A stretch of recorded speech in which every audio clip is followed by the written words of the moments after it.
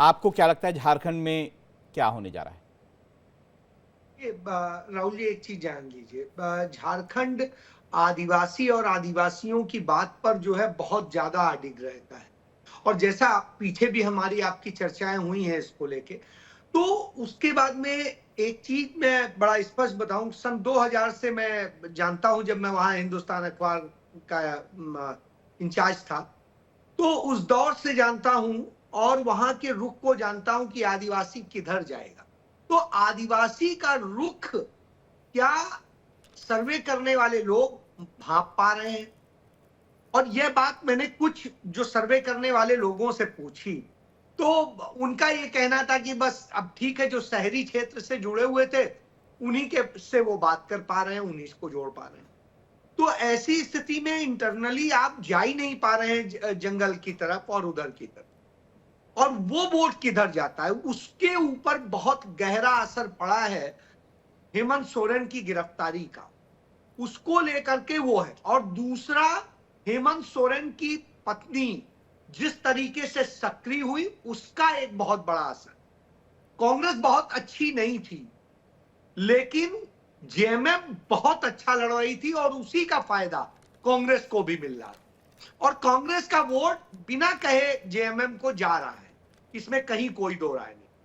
तो ऐसी स्थिति में मुझे नहीं लगता कि जो एग्जिट पोल आए हैं वो कोई बहुत बड़ा निर्णायक स्थिति दिखा पा रहे राजेंद्र हैं। तिवारी जी भी हमारे साथ जुड़ गए। राजेंद्र जी, जो एग्जिट पोल दिखा रहे हैं वेरियस एजेंसीज के, उसके हिसाब से एक ही मुझे एक्सिस माई इंडिया का पोल ऐसा दिखता है जिसमें जो एनडीए है वो सरकार नहीं बना पा रहा है, बाकी सब एग्जिट पोल जो हैं झारखंड में एनडीए की सरकार जो है बना रहे हैं। ऐसा क्या आपको लगता है? देखिए, लोकसभा का चुनाव हुआ, लोकसभा चुनाव में 12 से 9 सीटों पर जो है बीजेपी आ गई, तो 14 में से। तो ऐसा क्या हो गया कि एक बार फिर बड़ा ऐसी स्थिति है जिसके कारण जो है एक बार ट्राइबल वोट जो खिसका था वो दोबारा बीजेपी के साथ आ गया है? क्या जो बातें बीजेपी ने कही कि घुसपैठिए आ गए हैं या बाकी बातें की हैं कि वहाँ पे ट्राइबल लड़कियों से शादी कर रहे हैं घुसपैठिए और ज़मीनों को हथिया रहे हैं, ये सारे मुद्दे काम कर रहे हैं? मुझे लगता है कि ये जो एग्जिट पोल्स हैं और इसमें चाणक्य, हालांकि जो ये एक्सिस माई इंडिया है, एक्सिस माई इंडिया को मैं लोकसभा चुनाव में भी देखा था कि इसने बहुत लंबे चौड़े वो दे दिए थे, और फिर हरियाणा चुनाव में देखा, हरियाणा में सबके गलत हुए, लोकसभा में भी सबके गलत हुए। लेकिन एक्सिस माई इंडिया का पोल मुझे थोड़ा रियलिटी के पास दिखाई देता है। पहली बार मैं प्रदीप गुप्ता को मैंने वो भी किया है, ट्वीट पर एक जवाब भी दिया है कि भाई आप थोड़ा इस बार लग रहा है कि ढंग से काम हुआ है। उसकी वजह दरअसल ये है कि जो जो मुद्दे जिन पर बात हो रही है, जो भारतीय जनता पार्टी, देखिए बहुत साफ सी बात है, भारतीय जनता पार्टी का पूरा नैरेटिव डराने वाला है। और जो इंडिया गठबंधन का नैरेटिव है वो पॉजिटिव कैंपेन है, तो उनका इंडिया जो नैरेटिव, हिंदू का इंडिया कैंपेन है। गठबंधन जो है या विपक्षी गठबंधन है लोकसभा में, तो उसका नैरेटिव भी डराने वाला था। जो है संविधान बदल देंगे, जो है वो नहीं, यहाँ आरक्षण। वो नहीं है ना, यहाँ यहाँ जो है कल्पना सोरेन और हेमंत सोरेन ने खासतौर पर, सरकार ने जो चीजें दी हैं उनसे शुरुआत होती है बात, कि भाई आपको ये पैसा मिल रहा है, आपका बिजली बिल माफ हो गया, आपको आपका जो कर्ज माफ हो गया, पुरानी पेंशन मिल रही है, ये सारी चीजें इनसे बात होती है। तो भारतीय हेमंत जनता सोरेन पे जो पार्टी कहती करप्शन के है। चार्जेस लगे, जो आरोप लगे, जी। आपको क्यों लगता है कि जो ट्राइबल्स हैं, जो आदिवासी हमारे मतलब देश के लोग हैं, वो जो है इन आरोपों के कारण हेमंत सोरेन को बुरा नहीं मानेंगे? पहली बात तो यह है कि हेमंत सोरेन पे जो आरोप लगे, जिनकी वजह से वो जेल गए, जो कोर्ट ने जमानत देते समय जो टिप्पणी की है, उन्होंने बहुत साफ कहा है कि कोई इस तरह के प्रथम दृष्टया कोई चीज साबित नहीं हो रही। तो उससे उन आरोपों में काफी कुछ जो है वो डाइल्यूट हो जाते हैं, पहली बात। दूसरी बात यह कि भारतीय जनता पार्टी की जब 5 साल की सरकार थी, उन्होंने जो चीजें की थी वो चीजें ऐसी थी कि जिन, और अब जो बात कह रहे हैं वो कहीं ना कहीं मिलती हैं। दरअसल आपको मैं बताऊं कि सीएनटी और एसपीटी को डाइल्यूट करने का काम किया था, पूरा झारखंड उबल गया था। खूंटी में पत्थल गड़ी हुई उसको लेकर के, जिसमें 11,000 आदिवासियों पर एफआईआर दर्ज किया गया, देशद्रोह के मुकदमे दर्ज किए गए। ये सारी चीजें लोग, और फिर छत्तीसगढ़ में जो हो रहा है, हसदेव जंगल का मामला, यहां पर ये लोग उठाते हैं। खासतौर पे इंडिया गठबंधन, या आप कहें तो हमारे हेमंत सोरेन और कल्पना सोरेन, ये लोग उठाते हैं। ये लोग मणिपुर की आदिवासी लड़कियों को जिस तरह से नग्न किया गया वो भी उठाते हैं, वो सवाल भी उठाते हैं। जब प्रधानमंत्री कहते हैं कि ये सरकार बेटियां छीन रही है, तो हेमंत सोरेन कहते हैं कि भाई बेटियों की इतनी चिंता है तो मणिपुर पर प्रधानमंत्री क्यों नहीं बोलते हैं। मैं अजीत शुक्ला जी को इस बहस में लाना चाहूँगा। अजीत शुक्ला जी जो हैं वो बहुत जो ये एग्जिट पोल हैं उसका बहुत अच्छे से ध्यान रखते हैं, तो क्या आपको लगता है ये जो एग्जिट पोल आए हैं अब तक, अजीत शुक्ला जी, क्या वो आपको सही लगते हैं अजीत जी? देखिए, मैं किसी का मैथोडोलॉजी नहीं देखा हूं और कितना सब्सटेंशियल वो सर्वे किए हैं, क्या किए, क्योंकि बड़ा क्लोज इलेक्शन होता है। झारखंड में जो है लगभग जो है 26% के आसपास जो है आदिवासी हैं, और लगभग जो है 11% 10% के आसपास जो है वो दलित हैं, और 10% 11% के आसपास 2011 के सेंसस के अनुसार मुसलमान हैं। तो और उसके बाद लगभग 10% वहाँ पे जो है महतो हैं, और लगभग जो है 6% यादव हैं, और 5 से 10% के आसपास वहाँ पे जो है वो अपर क्लास हिंदू होंगे, और लगभग जो है 36% के आसपास जो है वो लमसम जो है 26 से 36% के आसपास जो है वहाँ पे ओबीसी हैं, प्योरिस्ट ओबीसी होते हैं, और जो छोटी छोटी जातियां हैं वो हैं।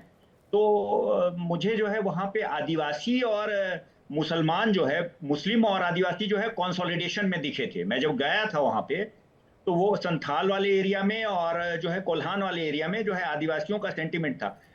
एंटी इनकम्बेंसी था, जो छोटा स्टेट है, 81 सीट वाली स्टेट है, तो हाँ एंटी इनकम्बेंसी हमेशा हो जाता है 2-3 साल के अंदर में। तो एंटी इनकम्बेंसी था, लेकिन उसके बाद जो एक एपिसोड हुआ, गिरफ्तारी हुई हेमंत सोरेन की, उसके बाद अचानक जो है वो गिरफ्तारी के बाद जो है वो फिर से वो रिलीज हुए। तो गिरफ्तारी से कहीं ना कहीं एक सिंपैथी जो है वो आदिवासियों के बीच में है। जब भी पिछले अगर 24 साल में देखें, जब से गठन हुआ है झारखंड का, बिहार से अलग हुआ है, तो बीजेपी की राजनीति तो वहाँ पे बहुत डिफरेंट नहीं है, आपको नहीं लगता अजीत जी? बीजेपी की राजनीति है ओबीसी वोट को एक तरफा करना, या बाकी जो बिहार से वहाँ पर लोग आके बसे हैं, बाहर से आके बसे हैं, वो और ओबीसी वोट को एक साथ करके जो फैक्टर जो है ट्राइबल वोट्स का उसे न्यूट्रलाइज करना। वो वोट जो है पहले लगातार जो है वो जेएमएम से अलग रहा करता था, उसमें जो है वो डेंट लगाया है जेएमएम ने कहीं ना कहीं। जो वो वोटर्स थे, जो ओबीसी वोटर्स थे और जो थे, उन लोगों को ऐसा लगता था कि भाई ये बहुत ज्यादा अनाप शनाप बोलते थे पहले जेएमएम के लोग, तो उनको डर लगता था। लेकिन जब 5 साल का सत्ता शासन हुआ तो उस बीच में जो है एक ऐसी इमेज बन गई कि भाई ये उतना कुछ नहीं कर रहा है, तो लोगों का एक्सेप्टेबिलिटी बढ़ा। चंपई सोरेन का अलग होना, बीजेपी के साथ जाना, चुनाव की टिकट लेना, कैसा असर दिखाता है? जी, एक बार फिर से पुनः सवाल किया जाए।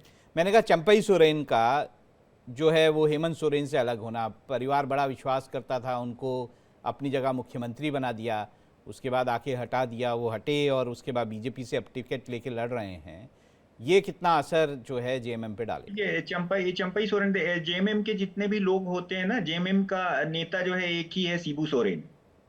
और जो है वो चाहे चंपई सोरेन हो चाहे लोविन हेम्ब्रम हो, ये सब लोग जो है एक ही चीज जानता है, वो तिरछा। वो वहां पे जो है एक ही चीज चलता है कि जो उसके नेता होते हैं उसको जो है सिंबल से वो किया जाता है। तो वो बहुत गहराई से गौर से देखना होगा कि वो अपनी सीट कितना बचा पाते हैं या नहीं, लेकिन वहां पे बचा लें अगर तो बड़ी अच्छी बात होगी। लेकिन वहां पे ज्यादातर वो नेता कोई भी नहीं। शिबू सोरेन सबसे बड़े नेता है, सबसे एक्सेप्टेबिलिटी सबसे ज्यादा उनकी है झारखंड आंदोलन से लेके। थोड़ी तो सीटों पे अगर बात करें, जो मैं चाहूंगा राजेंद्र तिवारी जी थोड़ा एक एक अगर इम्पोर्टेंट सीटों पे बात करें। बरहाइट की सीट हेमंत सोरेन, हाँ बरहेट की सीट हेमंत सोरेन लड़ रहे हैं, बीजेपी से गमालियन हेम्ब्रॉम है वहाँ पर, वो जो हैं उनके सामने हैं। आपको क्या लगता है क्या होने का? गमालियन हेम्ब्रॉम पिछली बार आंसू से लड़ रहे थे और 2500 वोट पाए थे हेमंत सोरेन के खिलाफ। और दूसरी बात कि हेमंत सोरेन की सीट को लेकर के जब इनको कहा गया, लुइस मरांडी जो बड़ी नेता भारतीय जनता पार्टी की थी, उनको कहा गया कि आप बरहेट में लड़ें, क्योंकि लुइस मरांडी दुमका में हेमंत को हरा चुकी थी 2014 में। तो उन्होंने कहा मैं हारने के लिए चुनाव नहीं लड़ना चाहती, और वो उन्होंने कहा दुमका से लड़ूंगी। लेकिन जब उनको टिकट नहीं मिला तो उन्होंने पार्टी छोड़ दी। दुमका की बात करें, बसंत सोरेन, हेमंत सोरेन के भाई। हाँ, दुमका से बसंत सोरेन है, ये टफ सीट हो गई है, चूंकि जो यहाँ से सुनील सोरेन है भारतीय जनता पार्टी के, वो 2019 में सांसद भी थे, जीते थे, और शिबू सोरेन को उन्होंने हराया था। पिछली बार सीता सोरेन के आने की वजह से उनका टिकट कट गया और उनको कमिट किया गया था कि दुमका से तुमको टिकट मिलेगा, जिसकी वजह से लुइस मरांडी को टिकट नहीं दिया गया। अब यहां पर एक खास बात यह है, आज की अगर पोलिंग देखें तो आज की पोलिंग में ये उन चुनिंदा सीटों में है जहां पर पोलिंग परसेंटेज बढ़ा है। गांधी की इसलिए सीट, मैं मानता अगर हूं कि गांधी बसंत की सोरेन के लिए बसंत सोरेन की ये सीट फंसी हुई दिखाई देती मुझे। गांधी की सीट कल्पना सोरेन चुनाव वो लड़ तो रही हैं। क्लियर है, उसमें कोई इशू नहीं है। गांधी की आपको सीट लगता है बिल्कुल साफ बिल्कुल क्लियर है जीत वो। जीत जी, जाएंगी? उसमें कोई issue धनवर नहीं। की सीट जो है वो बाबूलाल धनवार की मरांडी। सीट जो है राज धनवार, जहां से बाबूलाल मरांडी है। बाबूलाल मरांडी 2014 में चुनाव हार चुके हैं राजकुमार यादव से, जो उनके सामने इस बार खड़े हैं माले से। इस सीट पर एक इंटरेस्टिंग बात यह हुई कि यह सीट वैसे गई थी माले के पाले में इंडिया गठबंधन के तहत, लेकिन जेएमएम ने भी अपना कैंडिडेट खड़ा कर दिया। अब उसके चलते ये माना जा रहा था कि बाबूलाल मरांडी को आसानी हो जाएगी अपनी सीट निकालने में, लेकिन बाबूलाल मरांडी के जो भारतीय जनता पार्टी से निरंजन राय एक तो खड़े हो गए, जिनको बाद में अभी बड़े ड्रामेटिक तरीके से उनको वापस कराया गया, चॉपर में जामताड़ा ले जाके फिर गाड़ी में। मैं लास्ट अब आपसे रांची की सीट पे बात करूंगा। रांची की सीट महुआ माझी जो है वो चुनाव लड़ रही है जेएमएम की, बड़ी वोकल लीडर हैं, तो आपको क्या लगता है? सीपी सिंह उनके सामने है, पिछली बार बड़ा मुश्किल चुनाव रहा था, 5000 वोटों से सिर्फ सीपी सिंह जीते थे। हाँ, वो भी आखिरी दो तीन राउंड्स में वो निकल पाए थे आगे, और इस बार भी ये चुनाव फंसा हुआ है। जी, मैं थोड़ा उत्तर प्रदेश की तरफ जाना चाहूँगा झारखंड से, क्योंकि वहाँ पर 9 सीटों पर उपचुनाव हो रहा है और बहुत सारे बड़े नेताओं की साख उसमें लगी हुई है। मैं चाहूँगा अजय शुक्ला जी, कैसा लग रहा है? देखिए, जो वोटिंग परसेंटेज है बड़ी गाज़ियाबाद में 33.30% है, सीसामऊ में अब 55.03% है, कुंदरकी में जो है वो 57.32% अब तक हुआ, 5 बजे तक हुआ था। करहल में ये बढ़ेगा थोड़ा, क्योंकि 5 बजे तक के मैं आपको आंकड़े बता रहा हूँ। करहल में 44.70 जो है वो परसेंटेज है। कटहरी में 56-57% है। मीरापुर में 57% है। माझवा में 50% है। खैर में जो है 46 पॉइंट कम, मतलब फूलपुर में 43.44 कम वोट पड़े हैं। क्या कारण आप सोचते हैं और किस तरह से देखते हैं चुनाव? राहुल जी, जिस तरीके से वहां की सारी जगह की, सीसामऊ क्षेत्र की तो मैं पर्सनली बता सकता हूं, क्योंकि मेरे परिवार के लोग वहां डालने गए थे वोट, तो मुझे पता है वहां पर यह स्थिति है कि पुलिस वोट डालने से रोक रही थी, चेक कर रही थी कि आप हो कौन, और आपको जात के आधार पे, आपको धर्म के आधार पे रोकने की कोशिश हो रही थी। तो यह चीज ये फर्स्ट हैंड इंफॉर्मेशन है। इसके अलावा शेष जो बाकी जगह से इंफॉर्मेशन है, उसमें आप देखिए कुंदरकी की सीट पे जिस तरीके से किया गया, वो अपने आप में पुलिस ऐसे लग रही थी जैसे पुलिस ही बुलडोजर बन के खड़ी हो गई हो। यही स्थिति मीरापुर में लग रही थी, यही और तमाम सीटों पे लगी है। तो ये, और जहां बीजेपी मजबूत है वहां वोटिंग परसेंटेज बहुत कम है। तो इस तरह से कहीं ना कहीं चीजें एकदम से बदली हुई सी नजर आती है। अब ऐसे में क्या, यदि सपा का जो वोटर है वो यदि वोट नहीं कर पाया है और जिस तरीके से करने से रोका गया है, तो उस हालत में तो नतीजे बहुत कुछ बदल सकते हैं। अजीत शुक्ला जी, एक छोटा सा कमेंट आपसे चाहूंगा, उसके बाद मैं अपने सहयोगी अखंड कभी के भी पास बाय इलेक्शन जो होते हैं, गवर्नमेंट स्टेट गवर्नमेंट का एडवांटेज रहता है। इसमें ज्यादातर सीटें जो है वो चाहे तो क्षेत्रीय पार्टी की थी और नहीं तो जो है इंडिया ब्लॉक की थी, लेकिन इसमें एडवांटेज रहेगा भारतीय जनता पार्टी को। जी, आपको क्यों लगता है एडवांटेज रहेगा? जिस तरह के पोलिंग्स हुए हैं और जिस तरह से आ रहे हैं कैंपेन्स, जिस तरह के हुए और जिस तरह के पोलिंग हुए हैं, उससे ऐसा ही रिफ्लेक्शंस हो रहा है कि इसी तरह के नतीजे आएंगे। अखंड से मैं चाहूँगा, अखंड हमारे सहयोगी ग्राउंड से पूरा जो उत्तर प्रदेश का जो समीकरण है उसे जानते हैं। अखंड, आपको कैसे लगता है इन 9 सीटों पर आपको किस ओर जाता हुआ चुनाव दिख रहा है? देखिए, एक चीज़ तो बिल्कुल स्पष्ट है कि वोटिंग परसेंटेज कम होने से थोड़ा सा डायसी बना है मामला, थोड़ा सा संदिग्ध बन रहा है, थोड़ी मुश्किलें आएंगी।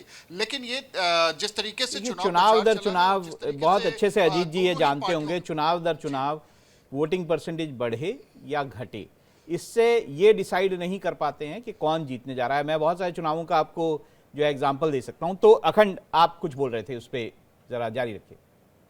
जी, तो ये जो पूरा चुनाव है, ये चुनाव ये बताता है, क्योंकि शहरी इलाकों में जहां जहां भी देखा गया वहां पे वोटिंग परसेंटेज कम रहा। गाजियाबाद सबसे कम वोटिंग परसेंटेज रहा। ये बीजेपी का गढ़ है देखा जाता गाजियाबाद। जब गाजियाबाद लोकसभा में चुनाव भी हुआ जबरदस्त था तो बीजेपी की बिल्कुल लहर बीजेपी का रहती है। गढ़ है। जी जी, लेकिन 50% तब भी नहीं हो पाया था लोकसभा चुनाव के दरमियान भी। बावजूद इसके बीजेपी वहां प्रचंड बहुमत के साथ जीत गई थी, बहुत बड़े मार्जिन के साथ जीती थी, 1.5 लाख के आसपास का मार्जिन था। तो ये समझा जा सकता है शहरी इलाकों में थोड़ा वोटिंग परसेंटेज कम रहता है। ग्रामीण इलाकों की बात अगर देखी जाए तो वहां पे वोटिंग परसेंटेज का कम होना ये बताता है कि एंटी इनकम्बेंसी जैसी चीज नहीं थी, क्योंकि एंटी इनकम्बेंसी जब होती है तो बहुत तेजी से वोट परसेंटेज ऊपर जाता है। और ज्यादातर जब हम लोगों ने अपने ग्राउंड रिपोर्ट से देखा, अपने रिपोर्टर से और बाकी जो तमाम जो दूसरे जो हमारे मीडिया के साथी हैं या स्थानीय लोग हैं, उन लोगों से जब लगातार हम बात कर रहे थे तो इस तरीके की कोई बात सामने आई भी नहीं कि नहीं कोई प्रॉब्लम आ रही है। और सीसा मऊ का जिक्र अभी कोई कर रहे थे हमारे सम्मानित गेस्ट, तो वो सीसा मऊ का भी मैं हाल बताऊं कि सीसा मऊ में भी लोगों से जब बात की गई, हम लोगों ने ग्राउंड रिपोर्ट ली और रियलिटी चेक करने की कोशिश की कि जो पोलिंग बूथ पे रोकने की बात हो रही थी कि पहले उनका जो बुर्के वाली बात हुई थी तो बुर्के पे उनका चेक किया जाए कि फोटो पर बुर्का, मुझे लगता है कि इस तरह की घटनाएं हमने भी ग्राउंड पे चेक करने की कोशिश की, इस तरह की घटनाएं नहीं हुई। जो पहले बात हो रही थी कि जो है बुर्के में फेस जो है उठा के देखा, पुलिस वाले देखते हैं, ऐसी घटनाएं हमें मिली नहीं है उत्तर प्रदेश में जो ये उपचुनाव हुआ है। इस तरीके की बात जी जी सर, जी अखंड, मैं कह रहा था कि इस तरीके की बात सामने आई नहीं जी राहुल सर, इस तरीके की बात वाकई में सामने नहीं आई। और ये एक अलग तरीके की बात थी, एक प्रोपेगेंडा जरूर खड़ा किया जा रहा था, चाहे दोनों तरफ की बात कर लिया जाए, एक माहौल बनाने की कोशिश किया जा रहा था कि मैं एक छोटा छोटा कमेंट जो है सारे अपने मेहमानों से लेना चाहूंगा। राजेंद्र तिवारी जी के 9 सीटों में से आपको क्या लगता है किस ओर जा रहा है चुनाव? नहीं, मुझे तो भारतीय जनता पार्टी यहाँ पर मजबूत दिखाई दे रही है और ज्यादा सीटें भारतीय जनता पार्टी अजीत शुक्ला जी, इन 9 सीटों पर किस तरह का चुनाव देखते हैं आप? भारतीय जनता पार्टी को एडवांटेज है, ज्यादातर सीटें भारतीय जनता पार्टी को जाएंगी। अजय शुक्ला जी, आप कैसे देखते हैं? मुझे भी बीजेपी की का अपर हैंड नजर आता है। तो सारे मेहमान जो हैं वो देखिए, हमने महाराष्ट्र पे बात की, हमने झारखंड पे बात की, हमने उत्तर प्रदेश के उपचुनावों पे बात की। बहुत सारे फैक्टर्स इन जो चुनाव हैं उसमें हमारे को देखने को मिले। महाराष्ट्र में हमारे मेहमान कहते हैं कि क्लोज चुनाव है। झारखंड में ये कहा जा रहा है कि जेएमएम, बहुत सारे मेहमान जो हैं वो कहते हैं कि जेएमएम जो है उसे एडवांटेज इस झारखंड के चुनाव में मिलेगा।